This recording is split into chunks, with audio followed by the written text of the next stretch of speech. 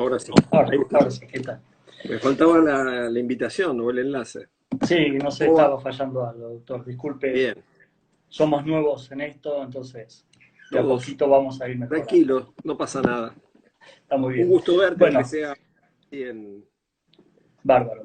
Buenas por esta tardes a vía. todos y a todos. Empezamos. Mi nombre es Juan Pablo, soy un trabajador del Fuero Civil y militante de la agrupación Marrón y del gremio de la Unión de Empleados de Justicia de la Nación. Tengo el honor de iniciar este ciclo de charlas y entrevistas que vamos a realizar desde la Unión a los diferentes protagonistas y agentes destacados del mundo del derecho en el ámbito general y en la justicia en lo civil en particular. Esto con el fin de visibilizar la problemática actual de la justicia y los que nos vienen en el futuro. Desde el gremio mantenemos el firme compromiso con los trabajadores y las trabajadoras, y para ello entendemos como indispensable oír todas las voces para que de la experiencia de esas voces podamos enriquecer el trabajo de los judiciales y el servicio de justicia. Una justicia que hoy está en emergencia por su deficiencia edilicia, por un sistema de gestión judicial que debería ser una herramienta esencial y hoy por hoy es casi un obstáculo. Desde el gremio venimos reclamando año tras año que se pare de desinvertir, que se invierta en la justicia para llegar adelante a una justicia para adelante, con una conexión, con buenas conexiones y buenas formas. Hoy en esta nueva y primera entrevista tenemos al doctor Carmelo, juez titular del Juzgado Nacional de Primera Instancia en lo Civil número 1, subrogante también del Juzgado Nacional de Primera Instancia en el Civil 30, docente de varias casas de estudios y uno de los propulsores del método, la modalidad de la oralidad en el proceso civil. Doctor Carmelo, lo conozco. Buenas tardes, ¿cómo le va? ¿Qué tal, Juan? ¿Cómo estás? Bien, Hola a muy bien. todos. Veo que van apareciendo por abajo saludos. Ahí lo acabo de ver a Pablo Podestá. Veo saludos de gente conocida. Saludo a todos porque ahora me voy a concentrar en lo que sea nuestra charla y no voy a poder estar viendo los saludos. Así que les pido disculpas, no es de grosero, sino si no saludamos o no respondemos, sino que tiene que ver con esto, con poder concentrarnos en un rato de trabajo para pensar cuestiones que son importantes para todos nosotros porque hacen a nuestro trabajo cotidiano. Y nuestro trabajo cotidiano no es cualquier trabajo, sino que tiene que ver con una de las funciones esenciales del Estado, aún en cualquier concepción, porque aún en las concepciones más restrictivas de lo que tiene que ser la función del Estado, preserva la función de justicia en manos del Estado. Eh, Más o menos amplia, en algunos casos, pero se conserva como una de las funciones esenciales del Estado, el dirimir los conflictos que pueda haber. Entonces nosotros tenemos esa función y tenemos que tratar de cumplirlas bien. Y el problema que tenemos es que nos encontramos con las limitantes que vos recién mencionabas. Cuando yo entré a tribunales hace muchos años, me acuerdo que en el edificio de Diagonal donde estaban las defensorías públicas, en la planta baja había una maqueta de lo que sería la ciudad judicial. La ciudad judicial se iba a construir en la zona de donde hoy está el Hospital Garrahan. Se construyó una parte de la ciudad judicial. ¿Cuál? La cárcel de Caseros. Por eso la cárcel de Caseros no tenía patios, porque estaba pensada para que los presos estuvieran pocas horas ahí y fueran en todo caso llevados a los juzgados a declarar y después se retiraran a otro lado. No se construyó el resto. Nosotros tenemos edificios antifuncionales, con baños que no funcionan, con vías de escape que no son las más idóneas, lo hemos visto en los simulacros, lo hemos visto cuando nos tocó salir en serio, por esa vez que el container se incendió ahí en el puerto. Tenemos muchísimas deficiencias. Tal cual. Eh, Tenemos edificios con juzgados llenos de papel y madera. Son, no tenemos las mejores condiciones y el sistema realmente no ayuda. Vos hablaste de desinversión y esto es una realidad concreta. No hay planes estratégicos para el desarrollo del Poder Judicial. Y nos pasa esto de ahora. Yo no voy a hablar más para poder hacer intercambio y que vos transmitas preguntas o lo que sea, pero nos encontramos con esta situación en la que de pronto tenemos que salir al ruedo, a hacer trabajo remoto para el que no fue ni pensado para el Poder Judicial. Fue Iba a decir, inventado. no estamos ni entrenados, ni está diseñado. No era una hipótesis con la que trabajáramos.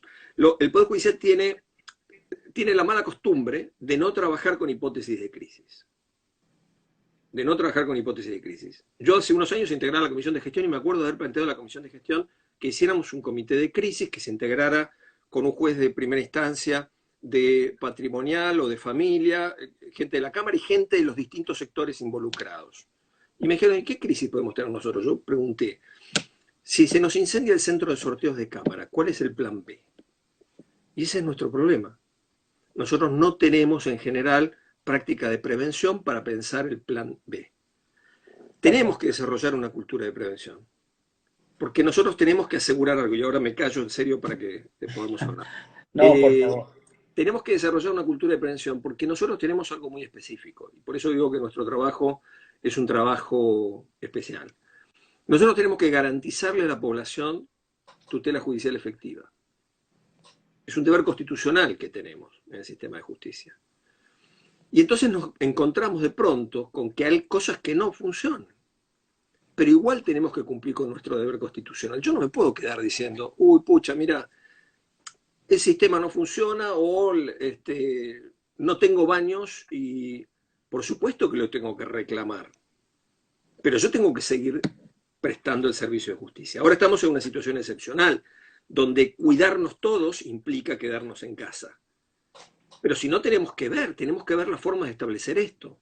Y es cierto que no están dadas las condiciones para que los trabajadores judiciales hagan trabajo remoto. Si tenemos que plantear esto como una hipótesis a futuro, tenemos que generar esas condiciones, tenemos que trabajar en generarlas. Eso tiene que ver con conectividad, tiene que ver con que haya equipos, también con la situación de las casas de los trabajadores judiciales. Con herramientas que tengan los trabajadores para poder desarrollar ese trabajo.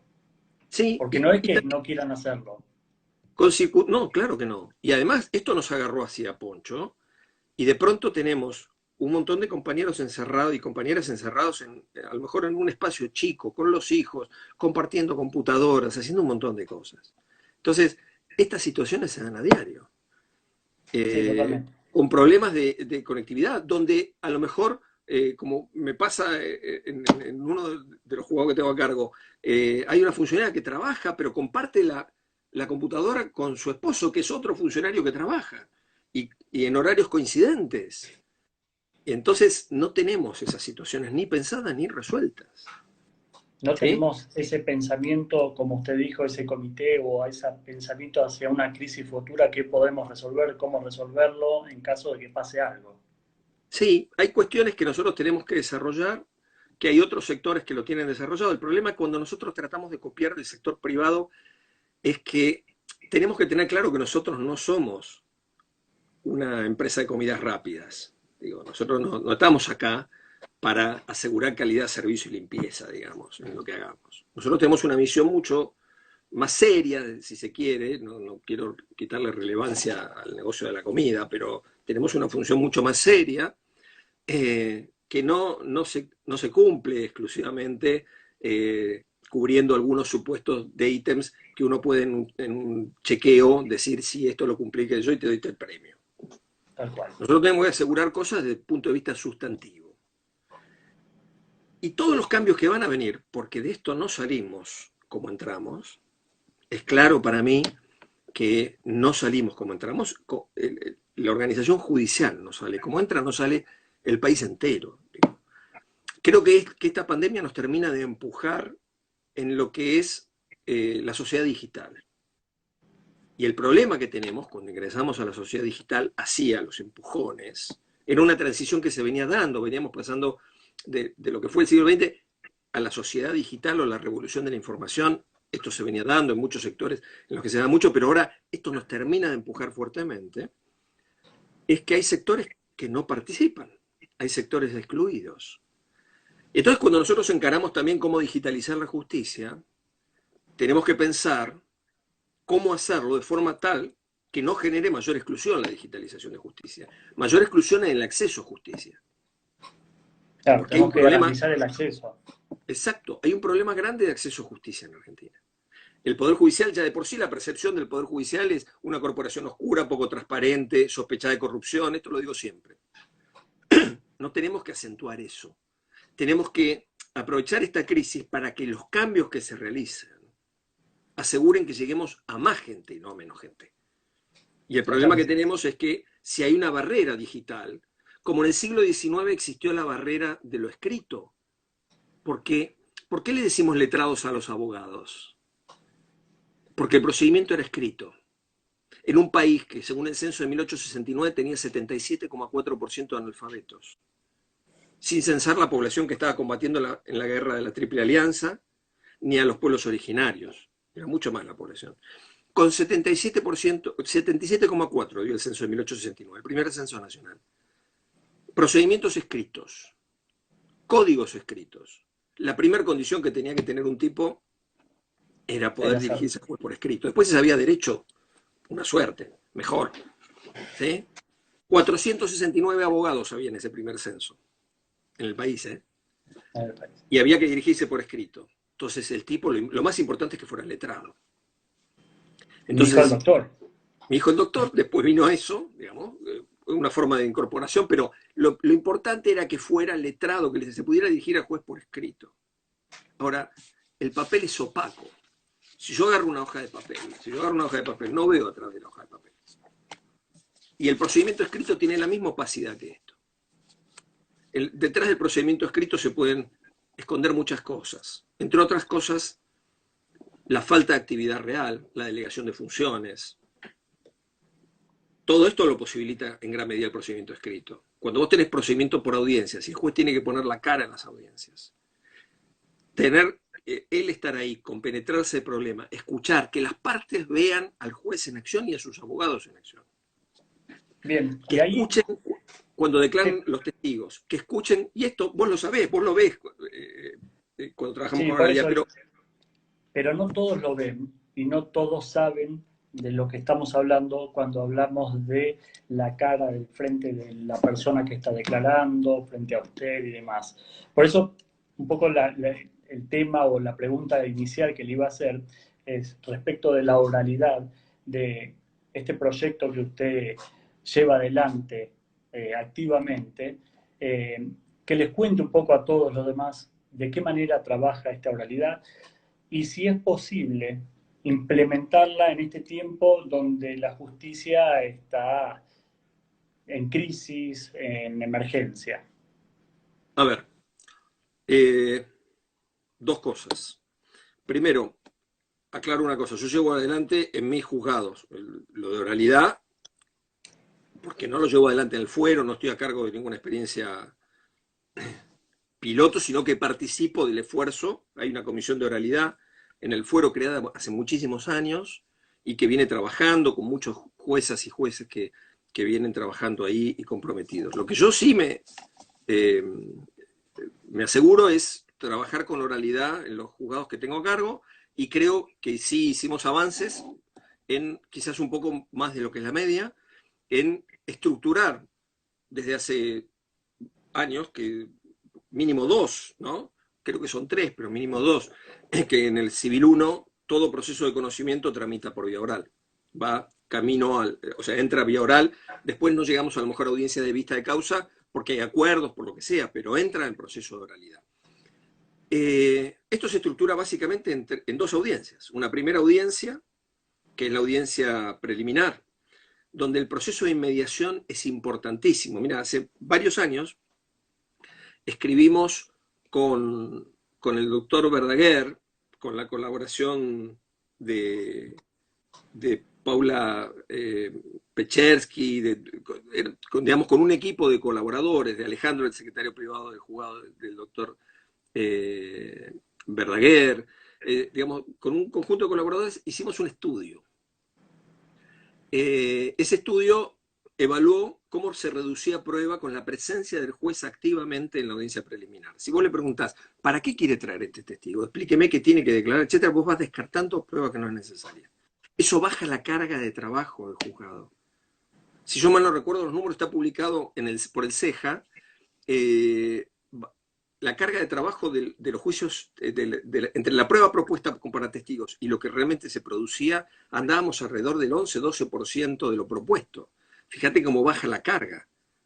Este automatismo que había en muchos juzgados de proveer toda la prueba, pericial contable para pólizas que no habían sido negadas, hechos que se había agregado la denuncia de siniestro, eso solo sube costos al proceso, agrega peritos, agrega trabajo, prolonga, hace que los procesos sean un conjunto de papeles. En el proceso escrito, el objeto es el proceso escrito, es el expediente. El expediente es como una figura central, parece que lo tuviéramos que poner en el altar, ¿sí? Nuestro altar, la mesa de entradas, lo ponemos ahí el expediente, lo adoramos, se nos pierde el expediente.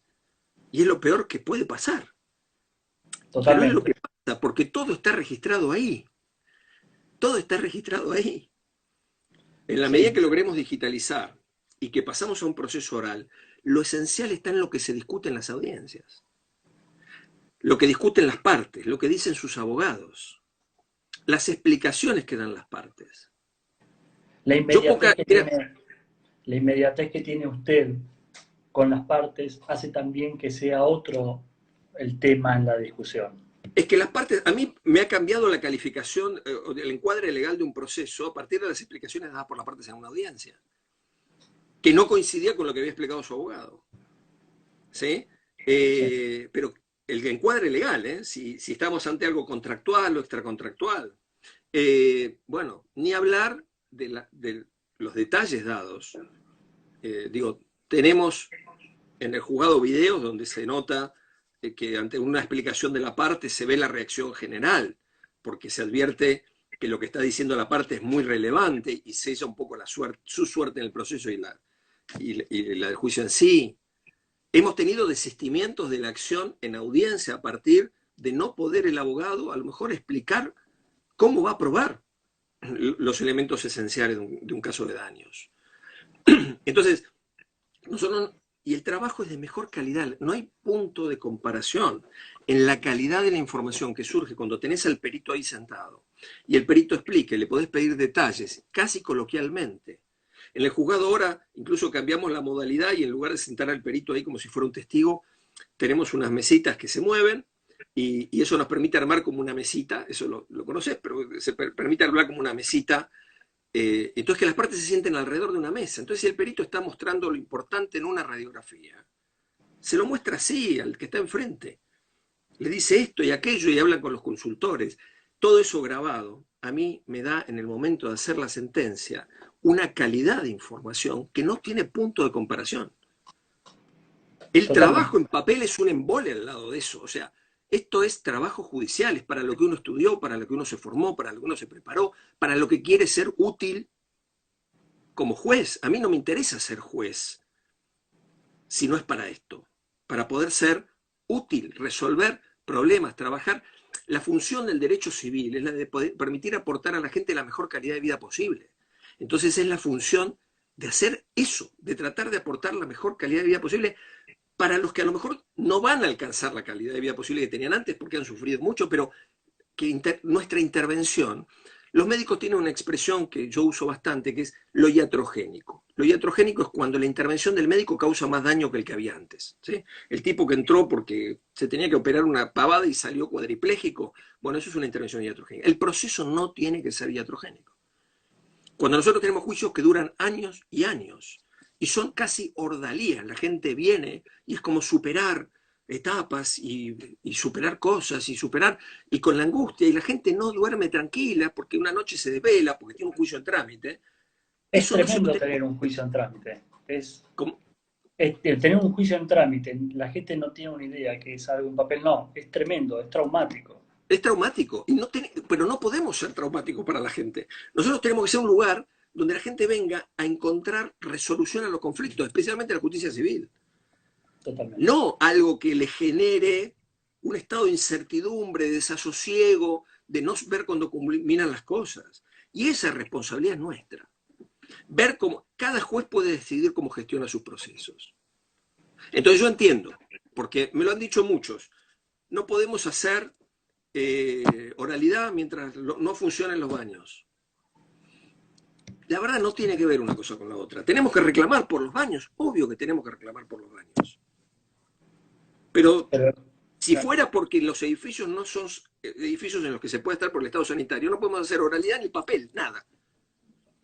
Entonces, la excusa de la no oralidad por esto. Y el tema es que ahora el Estado tiene que invertir, el Poder Judicial tiene que invertir. Del presupuesto del Poder Judicial hay que decir cómo se invierte. Totalmente. Entonces yo vuelvo a lo de la ciudad judicial. Digo, nunca hicimos los edificios. Yo viajo bastante por el país por cuestiones de clases, de dar clases de posgrado. Y me encuentro, por ejemplo, el edificio del Poder Judicial de La Pampa. Es una ciudad judicial, edificios de vidrio transparentes, 4 o 5 pisos, escaleras mecánicas internas para que se muevan los abogados. No hay colas de ascensores porque van por escaleras mecánicas. Las salas de audiencias son amplias. Los despachos de los jueces dan a las salas de audiencias, que las comparten con horarios. Tal día trabaja, a la mañana de los martes es tuya, trabaja mañana y tarde, como en Mendoza, ¿sí? Se turnan y atienden casos y casos con sistema oral. Entonces vuelvo al esquema inicial, porque para eso modificamos el esquema del juzgado. Nosotros tenemos el despacho de secretaría, que sigue atendiendo la mayor parte del volumen de trabajo, y una vez que el expediente entra, va a vista de causa, a preliminar, entra al área nuestra, la unidad juez, digamos, ¿sí?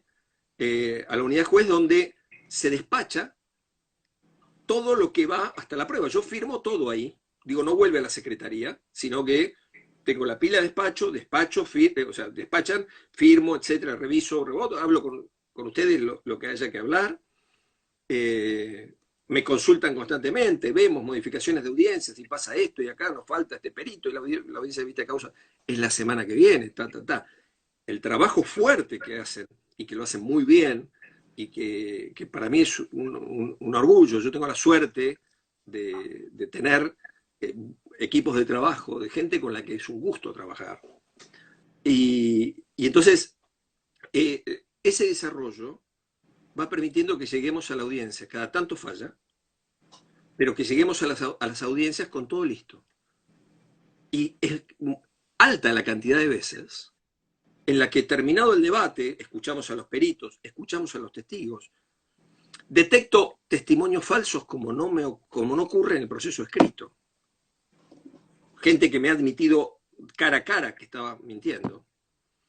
Entonces, y careos, podemos hacer careos, la gente permanece en el juzgado, no se retira, como dice el código, y con la inmediatez de la grabación. Entonces, de pronto uno toma 8 testigos en 1 hora y algo. Y una sola y única vez. En los casos grandes, ¿no? Perdóname que te interrumpí. No, en una sola y única vez. No es que tenemos que fijar diferentes audiencias. Exacto. Y otra cosa, no está alguien del juzgado escuchando testigos, ni tipeando ni grabando, pero escuchando testigos Lo hace el juez directamente. En audiencia escucha a los testigos, escucha al perito y alegan después. Si necesitan un cuarto intermedio, hacemos el cuarto intermedio. Pero si no, son muchas las veces que dicen, no necesitamos cuarto intermedio. Accidente de tránsito, no tiene demasiado complicado. Alegan en el momento. Y yo trato de hacer la sentencia esa misma tarde o al día siguiente. O en los días siguientes, porque para mí, redactar la sentencia teniendo fresco lo que se dijo en la audiencia es inigualable, porque fluye. O sea, te sentás y es como hacer un relato de lo que escuchaste. Después uno para el video, pone alguna precisión de en qué minuto se dijo tal cosa, se dijo tal otra, pero la redacción de base de la sentencia fluye. Y en casos muy chiquitos, a lo mejor un chapa y pintura, dicto la sentencia la hago la misma tarde, tengo alguna sentencia firmada el mismo día que se terminó la audiencia y alegaron. Lo sé. Entonces, sacamos trabajo en medio. Sí, totalmente. Es más práctico y está todo unido en ese acto. Bueno, y esto se puede hacer, porque ¿qué necesitamos para eso? Camarita de video. La camarita de video te la provee el Poder Judicial. Yo compro otra, en los 2 juzgados tengo 2 cámaras de video. ¿Por qué? Porque me enseñaron los informáticos que es mejor tener lo que se llama sistemas redundantes. Esto es un sistema por si falla el otro. Y entonces uso la Van Gogh, esa que nos proveen, que está en el juzgado, conectada a otra cámara. Entonces se graba en la cámara de en la computadora de escritorio y en la Van Gogh. Y después se sube al sistema. ¿Por qué en la Van Gogh? Porque la Van Gogh tiene memoria.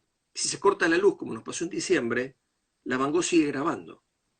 Entonces no perdemos la audiencia. Eso es un sistema redundante, es como la red que por si te falla lo otro.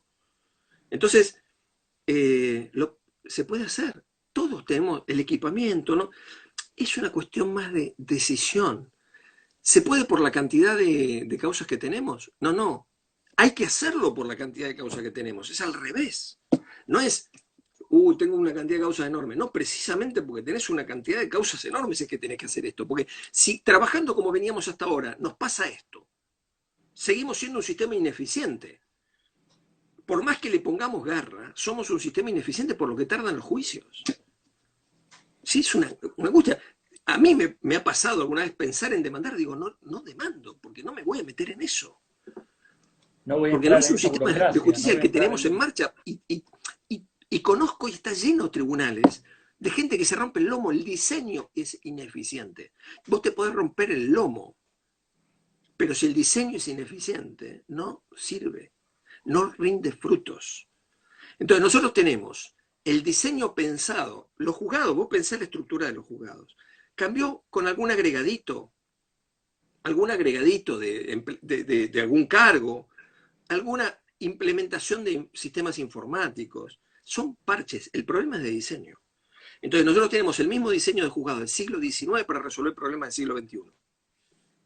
Yo en la feria estuve en enero y tuve un problema. Tenía que ver videos en YouTube y el sistema del Poder Judicial no me lo dejaba. Había que verlo por fuera usando datos. En un caso, en un amparo. No, Entonces tal cual. tenía que ver eso y el sistema no, porque los filtros y eso. ¿Y cómo le digo yo a la parte? Se lo dije, de hecho. Mire, no, el sistema del Poder Judicial no permite ver YouTube. Que me he visto de cavernícola. ¿Sí? Salgo de la cueva con el garrote en la mano y digo, no se puede. ¿Sí? Tenemos un sistema viejo. Por seguridades, dicen a veces. Por seguridad. Nosotros esa vez llamamos a la DGT y no se pudo habilitar. Y a veces no sabes si diste con el que no es persona correcta, pero estás en feria, estás con urgencias y no podés ponerte a averiguar. Entonces lo solucionás como sea. Entonces se necesita inversión, se necesita que no se nos caigan los servidores, necesitamos planificación. ¿No vieron que cada tanto nos pasa que nos quedamos sin papel? ¿Por qué? Porque la licitación de la RESMA, todos los años compramos papel. Digo, ¿cuál es el problema? ¿Qué es lo que nos falta planificar y prever? Entonces nos falta planificación. Y en esto, yo creo que yo desde siempre, yo fui delegado de la Unión, o sea, tengo claro el rol de la Unión. Me parece que los trabajadores judiciales tienen un rol importantísimo. Pensar esto, aportar en pensar, en diseñar, en ver qué es lo necesario. No es una cuestión que tengamos que hacer solo los jueces. El tema es que los jueces sí o sí lo tenemos que hacer. Porque tenemos un juramento y un mandato constitucional y se nos dio acuerdo para esto. Pero la verdad es que ninguno de nosotros puede pensar solo estas cosas. Nadie. No, Y además está el derecho del trabajador también. Quien trabaja en algo tiene derecho a ser escuchado respecto al trabajo que desarrolla. es claro que la justicia funciona con el esfuerzo de los trabajadores y las trabajadoras y es quienes mantienen, pese a todos estos inconvenientes, dando un servicio de justicia que es un pilar en la República y todavía se mantiene mal que mal. Hay que tener en cuenta algo. Eh, lamentablemente hoy, si nosotros tenemos, ponerle que avancemos en que nos pongan, que nos amplíen las cuestiones que tenemos que despachar, etcétera. Eh, nosotros no tenemos, por lo que vimos al principio, la tecnología y las condiciones idóneas para el teletrabajo. Y el problema es que no se ponga el acento en el factor humano, porque yo veo en Twitter que los judiciales salgan de su letargo, que trabajen, ¿sí? Y el tema es que exigirle a una estructura que no fue pensada ni diseñada para esto, que de pronto lo haga y vamos respondiendo, porque la verdad que vamos respondiendo. Hoy yo hablaba con Miriam Cataldi, jueza de familia, respecto también cómo va respondiendo el fuero de familia, etcétera. Y se va respondiendo y se va haciendo el esfuerzo, es por factor humano, por lo que vos decías. O sea, esto es el gran valor que tiene el sistema de justicia, es el factor humano. Y por eso Doctor, la y ahí, importancia de trabajar en esto, en capacitación, en buenas condiciones de trabajo. Si vos le das opciones de capacitación y buenas condiciones de trabajo a los trabajadores judiciales, es lujo. ¿Sí? Entonces, esto es lo que hay que generar. Estas posibilidades, hay que generar las condiciones, las circunstancias. Es casi una cuestión de decisión política de las esferas de dirección del Poder Judicial. El sí, doctor, problema es que una sola cosa, de sí, pronto, sí. y no quiero ser ofensivo, pero de pronto uno tiene la sensación de estar con la corte de Narnia, en otro ámbito, así, donde parece que estuvieran pensando las cosas en otro, qué sé yo, y de vez en cuando vos ves que hay una solución, pero parece que fueran como despacio, ¿no? Como, y hay gente que trabaja, y a mí me consta que hay gente que trabaja en los equipos de gestión, en la corte, y que genera cosas y que va, y entonces, y hay gente muy capaz en la corte. Pero Sí. necesitamos como una conducción más prospectiva del Poder Judicial, que se adelante a los problemas, que vayamos pensando los problemas que van a venir. Digo, cada día nosotros tenemos un problema. Pensá en la biotecnología, por ejemplo. ¿Qué formación tenemos nosotros para resolver cuestiones de biotecnología? Si me cae un caso a mí con un problema biotecnológico, cada tanto trae, ¿no? Porque fertilización asistida en su momento fue un tema de biotecnología que el derecho todavía no resolvía. Y no vamos a tener en general la respuesta porque los tiempos legislativos son más lentos que los de la tecnología. Internet, etcétera, nos caen esos problemas. Y necesitamos asesoramiento. ¿Qué formación? ¿Qué asesoramiento de calidad neutral? Neutral, porque indudablemente los productores de biotecnología te van a venir a querer asesorar, no me cabe ninguna duda. Pero ¿qué asesoramiento neutral podemos tener los jueces? Y otra cosa que tenemos que pensar es cómo vamos a incorporar también tecnología para otras cuestiones. Porque yo estaba viendo en el Congreso de Derecho Procesal de San Juan, se presentó la experiencia del uso de inteligencia artificial en la justicia que vienen desarrollando la UBA y una fiscalía del gobierno de la ciudad. Nosotros las sucesiones a intestato, poner en el fuero civil, perfectamente las podríamos tramitar con inteligencia artificial. Carga de datos, etcétera, y después un control por el juzgado de que esté todo en orden, pero un sistema de inteligencia artificial bien entrenado perfectamente puede procesar todo eso y generarte la declaratoria de herederos, etcétera, casi automáticamente. Los ejecutivos en los fueros que tienen mucha carga de ejecutivos. Es la justicia previsional.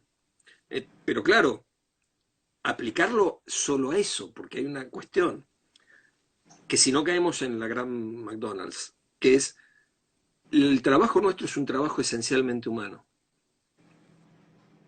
Requiere el componente humano. Entonces solo podés aplicar eso a las cuestiones estrictamente automatizadas y repetitivas, donde no tenés que escuchar conflicto humano, porque el trabajo nuestro es escuchar víctimas. Escuchar a la gente que tiene un problema. Escuchar a la gente que tiene un reclamo que hacer.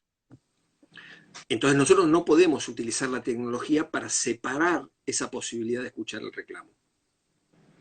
Es Tenemos que tener clarísimo. mucho cuidado con eso. Por lo que decía al principio, nosotros tenemos que evitar que el uso de tecnología sea una barrera más para el acceso a justicia. Tenemos que Claro, asegurar que al contrario lo facilite. y volviendo entonces, doctor, a lo que veníamos hablando de oralidad, ¿por qué no se implementa en el fuero? Porque no, la verdad, yo no puedo responder por mis colegas. No lo puedo hacer. Creo que la Cámara también. O sea, si vos hablas de oralidad, todo el mundo te dice, sí, hay que ir hacia la oralidad, pero no se puede. O ya vamos a ir en algún momento. O sí, espera, ya vamos a ir. Cuando nos arreglen los baños, esto se lo he escuchado decir a gente en la Cámara, cuando se den esas cosas, eh, yo lo hago, Bien, lo hago. Lamentablemente no me da el cuero para hacerlo, lo hago en el 1, quisiera hacerlo en el 30 plenamente, o sea, con vista de causa, etcétera. No, me da humanamente el tiempo. No me da mi capacidad de horas de trabajo, de lo que sea, no me da para esto, para hacerlo los dos a pleno. Entonces en el 30 estoy tomando todas las preliminares, etcétera, pero no estoy pudiendo hacer la vista de causa como quisiera, porque es un sistema que resuelve muchos de los problemas que tenemos. La mala imagen que nosotros tenemos en la sociedad es porque también no nos ven, somos un sello de goma, no aparecemos nunca, se creen que somos todos corruptos, o sea, esta es la imagen que está ahí flotando. Entonces, hay una situación que, que requiere que nosotros podamos estar ahí y trabajar, y eso no te da el tiempo. Eh, eh, y esto depende de cada juez. Entonces, de pronto hay mitos, me cuentan a mí, de golpe te y te caen los abogados y te saludan y te dicen, qué bueno que la toma el juez la audiencia. Bueno, no sé si en otro juzgado no la toma el juez. Quiero pensar que no, porque además es obligación que la tome el juez. Pero qué bueno que la tome el juez. Y al tomarla el juez, se produce esto que evaluamos en el trabajo que hicimos con Alejandro y con los chicos. Entonces, tener buenos resultados en cuanto a reducir la prueba y trabajar con la prueba realmente necesaria. Y uno fundamenta por qué. Fundamenta por qué. ¿Para Sí. qué vamos a escuchar testigos de un hecho cuando está reconocido el contacto y la parte demandada reconoció el contacto en un choque entre vehículos y es responsabilidad objetiva y no ofreció ninguna prueba para acreditar alguna eximente de la otra parte? No es necesario. Se explica, se deja establecido, seguimos adelante. Y para tantas cosas, ¿no? O Tal testigos cual. que mejor no, digamos, que te explican y que están flojos de papeles. Y muchas veces terminan citándolos y después no vienen. Entonces es como saneatorio también. Totalmente, doctor. En el fuero tenemos 24 juzgados que tratan o son de materia de familia. La oralidad en los juzgados de familia puede aportar, porque es un fuero sensible, hay veces que los trabajadores y las trabajadoras son agredidos por el justiciable porque no tienen una respuesta satisfactoria del sistema de justicia. Entonces, la oralidad puede ayudar y en el caso de que ayude, ¿de cómo? A mí no me cabe ninguna duda que la oralidad puede ayudar en todo ámbito judicial, en todo ámbito. En penal fue clarísimo. Y en familia trabaja con conflictos humanos. Y me consta que los buenos jueces de familia tienen, se introducen en el conflicto y hablan con las partes y demás. La organización del proceso oral, pero no me cabe ninguna duda. No me cabe ninguna duda. De hecho, me parece que materialmente es lo que hacen los juzgados que trabajan bien el conflicto de familia, que celebran audiencias y que se vinculan con las partes, porque ese es el tema. Y muchas veces también lograr que las partes se escuchen entre sí.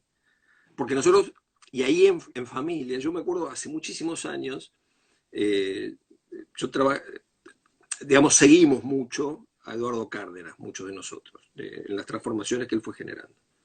Y Eduardo era claro en decir que eh, los conflictos subsistían mientras no se resolvía el fondo, lo emocional en el conflicto de familia.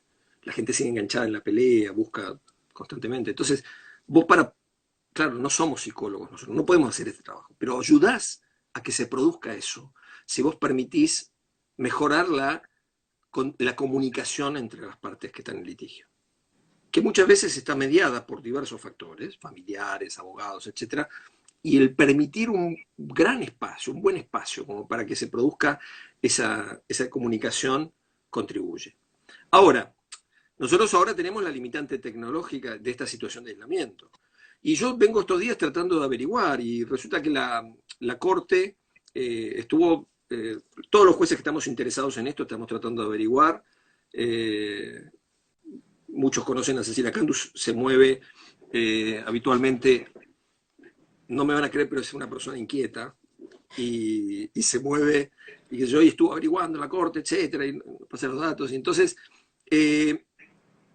El dato es que en el consejo hay un área de audio y video. El problema es que uno tiene que pedir como un turno para que nos den un link y establecerlo con los abogados y pasarle a los abogados el link. Me parece que eso, yo con la agenda entre los dos juzgados estoy entre 4 y 5 audiencias por mañana. Es difícil mantener eso si tengo que estar pidiendo links. Estuve hablando con los colegas de penal. ¿Qué hicieron los colegas de penal? Saltaron esas barreras. Algunos con Zoom, otros con Jitsi Meet y otros generaron algo desde ellos mismos. Los colegas de familia, hoy hablaba conmigo, etcétera, lo solucionaron como pudieron. Como pudieron. En enero yo tuve un amparo, que era una cuestión de una operación urgente de un tumor en la cabeza a una chiquita de 9 años. Y no había posibilidad porque era ya de traer a la médica, que era la neurocirujana que tenía que operar. Lo hicimos con el celular, con una... Entonces el único tema que vos tenés que tener es el recaudo de cómo identificás a quién está del otro lado. Y eso se puede trabajar, eso. Y no es necesario a lo mejor un gran despliegue tecnológico como para identificar a quién está del otro lado. Y nosotros también tenemos que confiar en los abogados.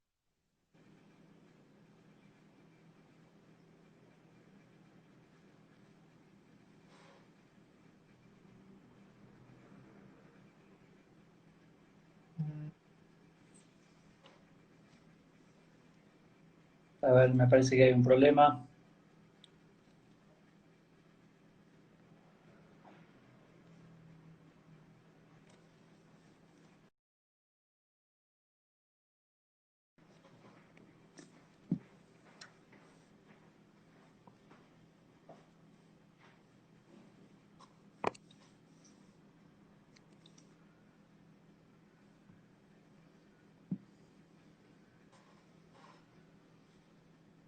¿No?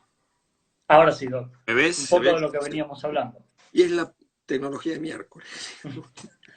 De esto es lo que Esta hablamos. es privada, no es la que me está dando el Poder Judicial, pero digamos que falla. Toda tecnología falla. Por eso hay que tener sistemas redundantes.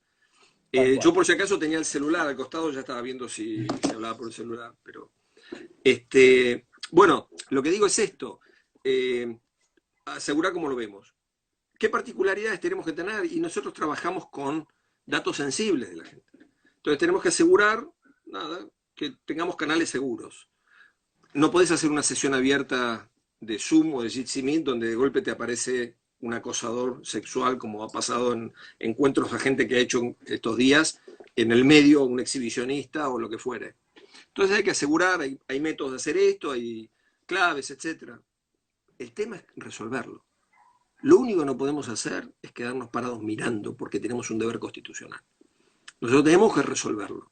Mejor, peor, compartir entre nosotros. Compartir entre nosotros, porque lo que a vos se te ocurre, lo que se me ocurre a mí, etcétera, va mejorando las ideas y va puliendo. Y de golpe otro juez se entera de un sistema mejor, etcétera. Hablamos entre nosotros, compartimos ideas, nos vamos pasando datos. Esto es una cuestión digamos, nosotros tenemos que dejar de trabajar como unidades aisladas. Los juzgados son como pequeños, yo siempre jorobo con que son pequeños feudos, ¿no? Y hay que terminar con esta sociedad feudal. Hay otros diseños de justicia en el país, Mendoza, por ejemplo, que tienen el diseño de los juzgados de gestión asociada. Podemos pensar otros diseños de justicia aprovechando los recursos humanos que tenemos, todo el potencial que tenemos en todos nuestros colaboradores, en todos los equipos de trabajo, y haciendo algo más racional, separando también temas. O sea, yo estoy de golpe celebrando audiencias toda la mañana, etcétera, tratando daños, y después tenés el sucesorio y el ejecutivo, etcétera, y en muchas de estas cosas podríamos automatizarlas. Entonces, hay áreas que podemos automatizar más y trabajar de otro modo. Y de pronto que los secretarios o los prosecretarios, los funcionarios puedan tener más firmas para muchas cuestiones y hacerlas avanzar como fedatarios, digo, ¿sí? Tienen un rol como de un escribano. Entonces los escribanos constantemente están pidiendo las sucesiones. Bueno, también podemos pensar en cómo se pueden trabajar estos temas hasta que alguna vez tomen la decisión política o no la tomen nunca, pero avanzar en estos temas como para poder que estos roles de los secretarios, que son funcionarios relevantes de los secretarios y los prosecretarios, puedan tener adecuada resolución y descongestionar. Y no para quitarnos trabajo, sino para que podamos hacer más profundamente aquel que sí requiere de nuestra actividad. Separar lo que es repetitivo para concentrarnos en lo que es conflicto humano. ¿Sí? Doctor, Porque veníamos digo, hablando, perdón. Sí, no, sí, pero sí. digo, de golpe, un ejecutivo de un pagarén comercial. Esas cosas se pueden automatizar en gran medida, ves las defensas y ahí las analizás, pero no estás, tal vez puede darse el caso de que estés con una víctima que esté del otro lado, alguien que esté en una situación compleja y que haya algo que descubras o que veas que hubo alguna situación, pero en principio un ejecutivo no permite discusión de la causa, no permite nada, entonces esas cosas se pueden automatizar y así nos dedicamos a lo que requiere, a lo que es conflicto humano. Nosotros trabajamos con conflicto humano, con conductas humanas, con problemas de la gente y tenemos que tener claro eso. Si Tal no, cual. hay que dedicarse a otra cosa. No, sí. Y volviendo al tema humano, y en nuestro caso el tema de los trabajadores, y lo que veníamos hablando, de que gran parte de la justicia funciona por el esfuerzo de ellos, de los trabajadores y las trabajadoras judiciales. ¿Qué aspectos del funcionamiento de la justicia usted verá resignificados luego de esta pandemia, de esta cuarentena, y si esto podría facilitar la incorporación ya definitiva de la oralidad? Bueno, yo siempre tengo esa esperanza, ¿no? Lo último, que esto acelere, porque, digo, vamos a tener que seguir tomando las audiencias 360 y el problema es, a mí, por ejemplo, estos días, uno de los abogados dijo, presentó un escrito al juzgado, mandó un escrito electrónico y dijo, tómeme la 360, si no puede tomar la 360, provea la prueba. Y esa no es la idea. O sea, lo que tenemos que ver es cómo tomar la 360 para poder escuchar el conflicto, escuchar la parte, poder decidir qué prueba sí, qué prueba no, porque si no, repetir más de lo mismo, digamos, ¿no? Entonces, lo que sí creo es que esto nos va. A mí hay algo que me preocupa y es que nosotros trabajamos con gente y con contacto humano. Entonces, insisto en lo que dije al principio, que la tecnología no nos separe de eso. Nosotros tenemos que mantener la escucha, el contacto con la persona que tiene el problema, con la persona que tiene el conflicto. Entonces, que esto no nos separe de esto. El tema es, no tengo ninguna duda, esto va a incorporar más tecnología a nuestra vida. Es importante que desarrollemos el trabajo remoto. ¿Por qué es importante? Porque de esto no vamos a salir igual que como entramos. Es probable que podamos tener mucho más trabajo remoto.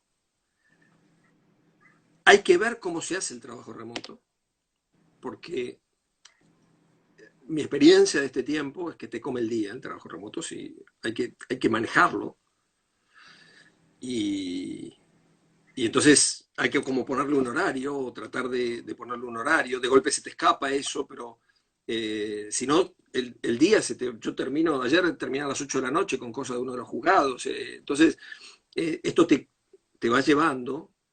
eh, Va a haber más trabajo remoto. Eso nos va a permitir a lo mejor que las personas que puedan estar más expuestas, porque de esto vamos a tardar en salir desde el punto de vista sanitario, puedan quedarse en casa y colaborar con el equipo de trabajo y con sus compañeros desde casa, si otros tenemos que volver a trabajar, pero que también empecemos a dar respuestas desde casa en la medida de las posibilidades. En la medida de las posibilidades, si nosotros tuviéramos una estructura plenamente equipada, podríamos decir, seguimos trabajando desde casa. Eso requeriría que tuviéramos las cosas muy digitalizadas, ningún juzgador las tiene por más que digitalice mucho.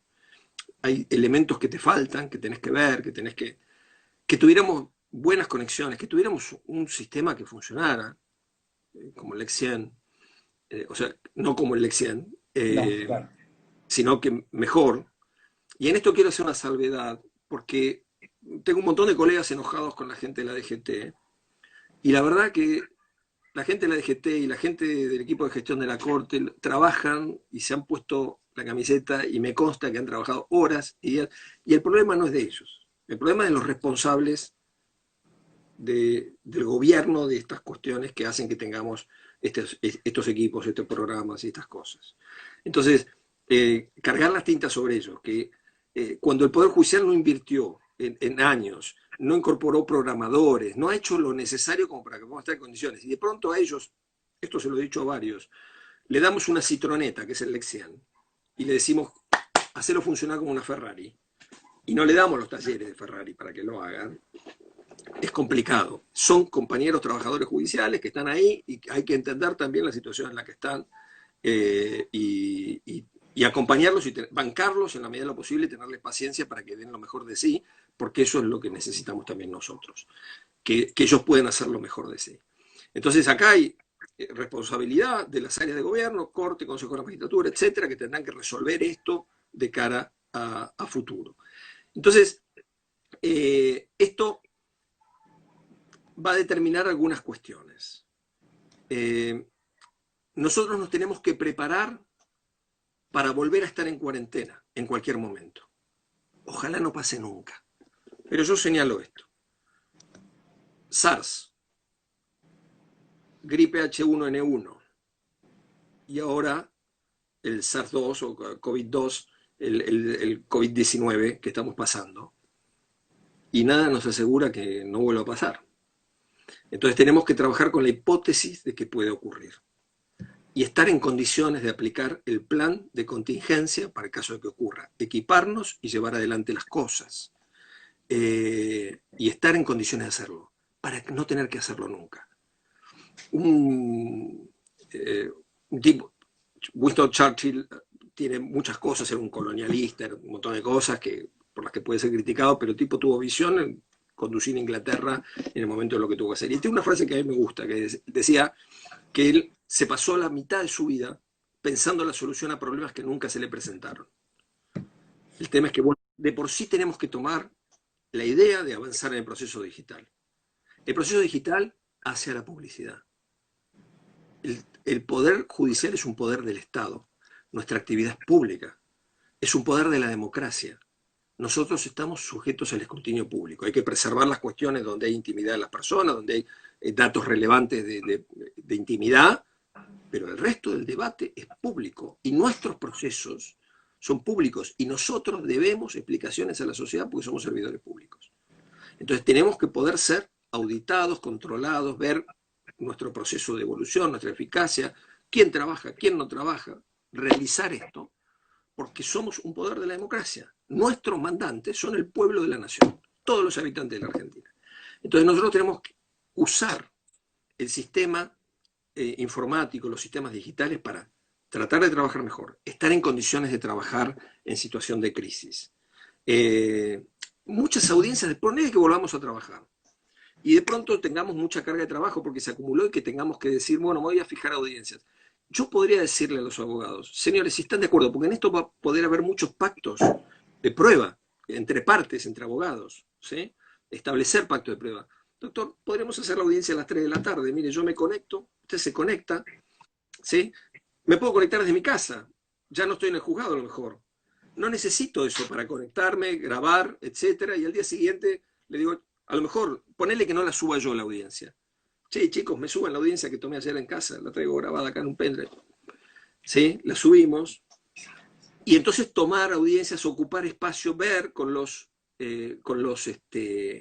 abogados, tratar de avanzar y de dar respuesta. Hoy día estamos probando. Avisa que se cortó porque tiene un límite de tiempo. Para que no suene nadie. Vamos a buscar el caramelo. ¿Dónde está? Ahí está.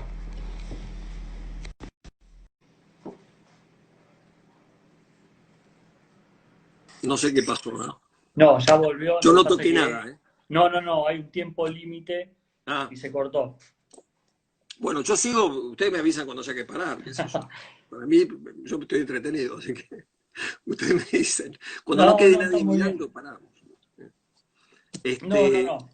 Sí, sigue, termino. No, lo que digo es esto, nosotros tenemos que, vamos a tener este componente, lo tenemos que aprovechar, es un recurso. ¿sí? Es un recurso. Lo tenemos que aprovechar lo más que podamos. ¿Qué componente tecnológico? Lo que tenemos. ¿Y qué tenemos que hacer? Pensar qué necesitamos y reclamar lo que necesitamos. Tenemos que pedir lo que necesitamos. Entonces, y prepararnos a futuro ¿en qué? En capacitación. Todos los integrantes de los equipos de trabajo, los funcionarios, los jueces. ¿Vos pensaste alguna vez que las empresas privadas no dejan que alguien permanezca eternamente en su cargo sin capacitarte? ¿Y a los jueces nadie nos reclama capacitación constante? Digo, te capacitas por las tuyas, pero si un juez lo nombran y se pone a no hacer cagada, que basta eso, pero no innova, no estudia, no profundiza nada, simplemente deja que las cosas transcurran, pasa toda su carrera ahí y se jubila. ¿Qué empresa privada o en el ámbito privado permitiría que alguien esté en esas condiciones sin capacitarse? Entonces tenemos que tener constante, y debe haber alguna forma, yo lo lamento, no es que, porque te nombraron juez, no es que te las sabes todas y que nunca más tenés que aprender nada, ¿viste? Entonces hay que asegurar que haya capacitación constante también de los jueces. Yo, a ver, en temas de tecnología, por ejemplo, cuando tenés que intervenir en Internet, a mí nos pasó una vez que tuvimos en juego un caso de Cuevana, que dimos la orden, según nos asesoraron, pedimos al área técnica que nos asesorara cómo tengo que dar la orden para bloquear estas 3 series de Cuevana, bloqueamos todo Cuevana. ¿Por qué? Lo transmití como nos dijeron, pero yo no soy técnico, no sé, sigo las instrucciones que me dan. Y se terminó bloqueando todo Cuevana. Al rato, uno de los hijos uno de los amigos de mi hijo mayor, al que conocía desde el jardín de infantes, me llama y me dice, gordo, ¿qué hiciste? Porque miraba Cuevana y se encontró que había una hora, ahí estaba un aviso bloqueado. Necesitamos asesoramiento técnico, necesitamos capacitación, poder hacer estas cuestiones.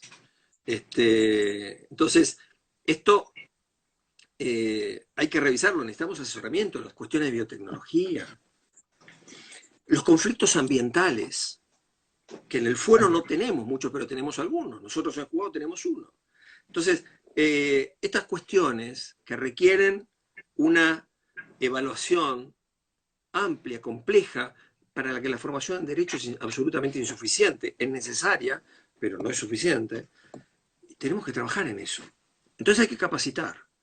Y el tema es que esta capacitación tendría que estar dispuesta en forma institucional. De golpe tenés la Asociación de Magistrados, no sé, la Unión, etcétera, se va trabajando en eso para suplir algo. Y se podría mantener eso, para complementar, pero tiene que haber una troncal fija, institucional, que asegure la incorporación de estas cuestiones. A mí no me cabe ninguna duda que mejoraríamos en transparencia, en la percepción de la población. Vos pensá una cosa, ¿pensaste alguna vez qué países tienen los poderes judiciales mejor considerados por su población? Son los países que tienen proceso oral desde su origen. En general los anglosajones, Alemania, es donde está la mejor consideración de la población, del sistema de justicia por parte de la población, y la mejor calificación de los jueces por parte de la población. ¿Por qué? Porque los ven trabajar, los ven en audiencias, los ven resolver en tiempo razonable los conflictos. Un juez presente. A nosotros no nos ven, nos consideran privilegiados, chorros, o sea, todo lo malo pican. El Poder Judicial en una forma ha dado razones para eso, si bien es muy injusto en los colaboradores judiciales. Que gente que labura, honesta, etc. Pero, entonces nosotros tenemos que trabajar también. Porque no nos podemos quejar y decir, puta, a ver, perdón, qué mala imagen tenemos extremadamente. Tenemos que también trabajar en lo necesario para que se dé esta mejor imagen en nuestro trabajo cotidiano, que la gente y nos vea en acción. ¿Estás ahí o te quedaste frisado? Sí, no, estoy. Ahora sí se me colgó.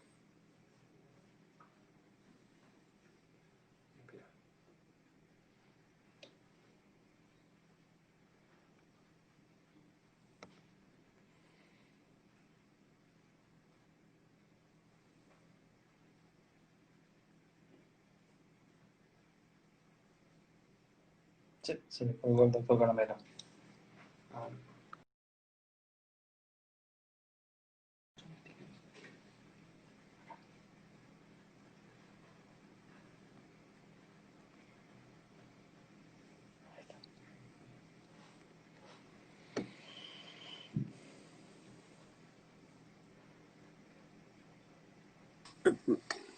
Me parece que es un bar que ya no están dando vuelta a las mesas, ¿no? No sé si en Instagram los mozos cuando te empiezan a echar. Eh, pero bueno, esta es la situación. Nosotros tenemos que trabajar, tratar de utilizar la tecnología y reclamar tecnología adecuada. Reclamarlo, esto es una de las cosas que tenemos que hacer para poder hacer este trabajo y entonces nosotros mostrar nuestro trabajo y, y eso también permite separar la paja del trigo. También el trabajo de los colegas que trabajan como abogados en el ejercicio de la profesión, ¿sí? Porque viene la parte y escucha lo que dijo un testigo y escucha lo que dijo un perito. Y las partes suelen creer que tienen razón en el juicio, salvo el que ya sabe que no tiene razón y que viene a litigar. Pero creen que tienen razón. Y de pronto escuchan un testigo que no lo favorece. Y de pronto escuchan un perito que dijo algo que no lo favorece. Entonces hay posibilidad, no digo que haya seguridad, hay posibilidad de que si la sentencia no le sale enteramente favorable o le sale en contra, la parte no piense que fue por un acto de corrupción, que fue un problema de corrupción del juez o aún de su propio abogado, porque más de una vez hay gente que te dice, yo creo que mi abogado se vendió a la contraria. Esto lo hemos escuchado todos en tribunales alguna vez. Entonces, si se escuchan las razones, se comprende mejor. Y si se ve, y vos podés volver a ver la grabación del testigo que declaró y que dijo tal cosa, en lugar de que quede en un papel ahí guardado después en un archivo que se lo coman las ratas, hay más posibilidades de que se entienda por qué hubo una razón contraria a lo de uno. Entonces nosotros tenemos que tratar de trabajar en eso. Y en celeridad, la Argentina ha recibido condenas de la Corte Interamericana de Derechos Humanos. El caso Furlan, Fornerón, que nos han condenado por la demora judicial. Y Furlan era un caso de daños. Eh,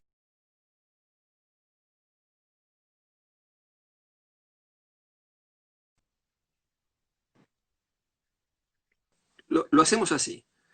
Entre la preliminar y la vista de causa, nuestro tiempo promedio es de 4 meses. Y ahí el proceso entra a sentencia. Pero yo tengo un horizonte. El problema lo tenemos con la traba de la litis, que a veces te tarda 2 años. Pero entre la preliminar y la vista de causa, promedio 4 ¿Cuándo? meses. Algunos los dictamos antes, otros se estira un poquito más, pero ese es el tiempo promedio. Entonces yo ya le puedo decir a la gente que viene a la audiencia con un horizonte temporal, mire, si todo funciona, si no nos cae una pandemia al medio que nos saque que nos mande la banquina, esto en 4 meses hay decisión. ¿Sí? Claro. Y eventualmente después también se puede evaluar mi trabajo. O sea, ¿qué hiciste vos, Flaco? O sea, ¿por qué dijiste 4 meses? Y no pasó. Entonces, eh, y esto no sería posible sin el trabajo del equipo, especialmente de esa unidad juez. Y el respaldo de toda la secretaría, digamos, ¿no? Porque alguien tiene que estar atendiendo al resto de Que las absorben el cuestiones. trabajo de distintas áreas. Claro. Entonces, funciona. Es como que pasa a tener como 2 ejes gravitacionales en el esquema de funcionamiento el juzgado.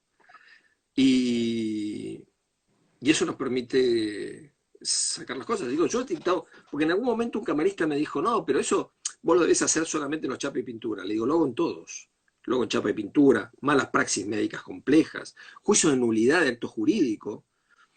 Y entonces le mandé un DVD, que lo armó Eugenia. Le mandé un DVD con las sentencias, los documentos electrónicos de las sentencias, las audiencias, etcétera, cómo tramitó los procesos y los tiempos. Le digo, mira, nulidad de acto jurídico, mala praxis, etcétera. Ahora, de pronto hay cosas que exigen un poco más de tiempo porque se te demora, pero vos tenés que empezar a pensar esto antes, por eso le pedimos desde el inicio las historias clínicas, la causa penal, cosa de poder llegar a la audiencia con gran parte de la información que necesitamos para que el perito empiece a trabajar inmediatamente. Entonces no es una cuestión solamente de hacer audiencias, no, no, es todo el trabajo del juzgado que acompaña esas audiencias. Es Claro. como, no quiero hacer reduccionismo, pero es como si la parte de la audiencia fuera la puesta en escena, la salida a escena. Vos para eso tenés que tener el libreto, las luces, todas las circunstancias, todo lo que vos necesitás como para que eso se pueda hacer. No es cuestión de solamente el juez, es todo un equipo de trabajo, analizando, viendo qué falta, viendo si está en condiciones para proyectar que se convoque la preliminar, si falta algo, trayendo todo. Y esa es la modalidad de trabajo. Y yo sospecho que lo disfrutan ustedes también. Yo sospecho que el trabajo vinculado con las audiencias es también más interesante para el equipo de trabajo, no solo para el juez, digo, es para el equipo de trabajo. Y la verdad que tenemos muy buena, también en quienes vienen a las audiencias, tenemos muy buena respuesta. Gente Sí, que te sí. dice cosas muy, muy agradables en cuanto a que no esperaban que fuera así, que no esperaban, no solo ya que los atendiera el juez, sino cómo fue el desarrollo, eh, gente que se modifican pretensiones, que se hacen las cosas. Esto se puede avanzar. Y no es mi experiencia solo. Los demás jueces que están tratando de trabajar así también la tienen. También la tienen. Entonces, esto se ve, es otra modalidad. Y ya nos hacen comentarios a nosotros, porque a mí vienen y me hablan de las audiencias del doctor Cantus o del doctor Barraguer y así, viceversa. Nos hablan de audiencias que tuvieron en otro juzgado. Y esto va generando como una masa crítica, si se quiere, de modalidad de trabajo. Pero hay que trabajar en esto. Y esto también requiere cambiar el eje y ver como otra cosa. Evitamos en el proceso un montón de incidentes y de conflictos en el medio. ¿Por qué? Y porque le decimos, mire, esta cuestión que usted plantea, dígala de viva voz en la audiencia, que el juez se la va a resolver. Y empezamos con la hoja amarilla. Entonces, en los procesos de hoja amarilla son procesos donde hay cuestiones que hay que resolver al empezar la audiencia. Entonces yo tengo mi informe, ¿sí? Y esto es el trabajo muy bueno que hacen ustedes. Evalúan, tengo mi informe sobre el caso y la hoja amarilla donde me dice acá quedó pendiente tal cosa o ahí tal otra y saneamos y seguimos adelante. Entonces dedico la primera parte de la audiencia a decir, mira, acá hay una cuestión que hay que sanear primero, acá no está claro. Cuestiones menores o mayores, pero acá hay dos cuestiones. El número de patente lo dijeron distinto en dos escritos, no nos queda claro cómo es, aclarémoslo, veamos, generalmente ya hicimos algún pedido al registro automotor, etcétera, o algún hecho nuevo sin resolver, o planteado y que no se llegó a dar traslado, por algún error. Entonces, en el momento, digo, a ver, esta es la cuestión, usted corro traslado en el momento, escucho los argumentos, le digo si necesita 5 minutos, 10 minutos, estudielo, véalo, escucho los argumentos y resuelvo en el momento. Estamos listos, entramos al resto de la audiencia. Se sanea, se limita. ¿Sí? Y yo como juez disfruto, entre comillas, porque disfruto de mi trabajo. A mí me gusta pensar decisiones, desde las chiquitas hasta las más grandes. Entonces disfruto haciendo trabajo de juez, que es enfrentar a las partes, escucharlas, tener que decidir. Si uno trabaja Me bien, consta. eso lo podrá hacer mejor o no, si uno se prepara, y es así, y así funciona. Entonces yo creo que yo a los colegas que no lo hacen, le diría, no te lo pierdas, no te lo Que pierdas, lo porque te prueben vas a al sentir, menos.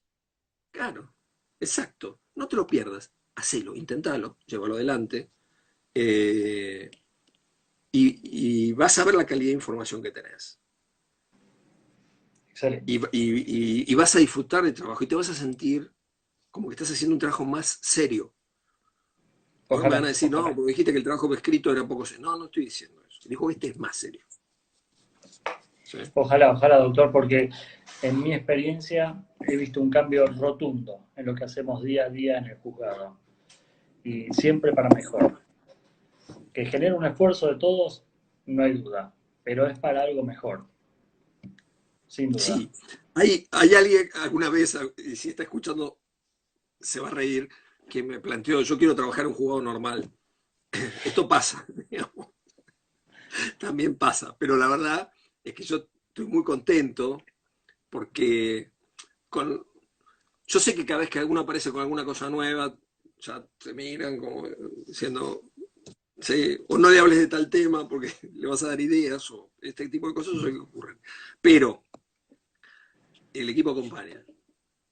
y yo la verdad que estoy feliz de tener los compañeros de trabajo que tengo en los dos juzgados, de poder tener estos equipos. No lo digo como un acto de demagogia, lo digo, saben que lo digo sinceramente, que los quiero en lo personal. Uno pasa tantas horas en tribunales que esto es muy, puede no trabajar con gente con la que se sienta cómodo, pasa cada tanto en los grupos, y ni con jefes, ni con subordinados, ni con los que se sienta cómodo, o tener conflictos. Pero tengo la suerte de estar en este momento trabajando con equipos este, la verdad me hacen placentero este trabajo, ¿ya? Que me Bueno, permiten disfrutar. bueno, doctor, esta primera entrevista espero que haya sido fructífera para todos los que escucharon. Quiero agradecerle a usted por haberse prestado, por haberse comprometido a hacerla. Quiero agradecer también a todos los que se conectaron, a todos los trabajadores judiciales y trabajadoras judiciales que se conectaron, y agradecerle a todos para que desde el gremio la idea es que mantenerlos informados en este tiempo de pandemia, mantener un diálogo, una interrelación que nos mantenga unidos, que nos mantenga conectados, algo que no puede fallar en un equipo. Así que, Doc, para mí siempre es un placer hablar con usted. Muchas gracias. Les agradezco a todos los que estuvieron presentes y no nos olvidemos y les deseo a todos el viernes un feliz Día del Trabajador. Gracias. Feliz Día del Muchas Trabajador gracias. a todos y gracias por la invitación. Es un gusto participar en actividades de capacitación y también es un gusto hacerlo con vos, porque yo tengo que decir que te conozco desde hace años y que te quiero como persona y como trabajador judicial y te valoro Yo muchísimo. también. Así que muchas gracias. Muchas gracias, doctor. Hasta luego.